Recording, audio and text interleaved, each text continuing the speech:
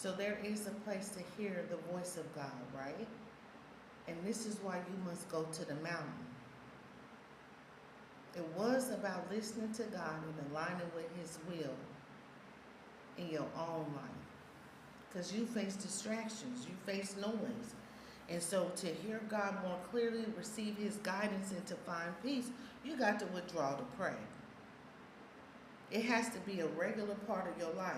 And you can't just pray in times of need, but you continuously seek the Father's presence, right? This regular communion with God is what's going to strengthen you, okay? And to give you wisdom and guidance in your decisions is what I wanted to say. In your own walk, regular prayer, whether in solitude or with others, it keeps us connected to God's heart, and it keeps us connected to His will for our lives, right? And so what lessons can you take away from praying on the mountain? Okay? Because see, it's not just about asking for things, but it's about aligning with God's plan, listening to His voice and gaining spiritual strength. Intentionality. Jesus, He withdrew to make prayer a priority. In the busy world that we live in, we have to make prayer a conscious, intentional part of the day. That's why even David, he said, 7 times a day will I praise Thee, O Lord.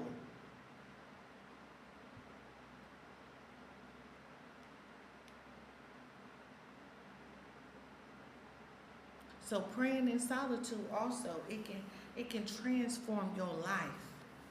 Okay?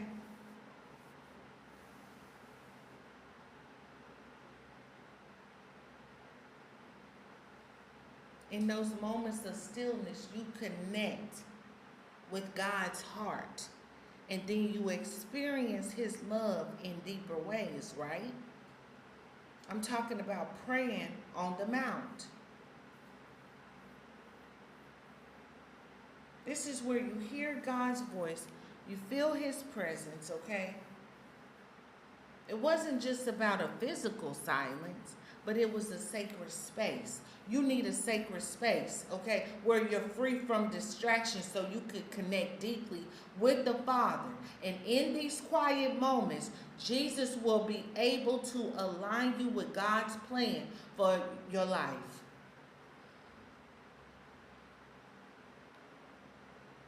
It's in the stillness that we allow space for God to speak to us in the stillness. That's why I talk about angelic silence. This silence isn't empty, but it's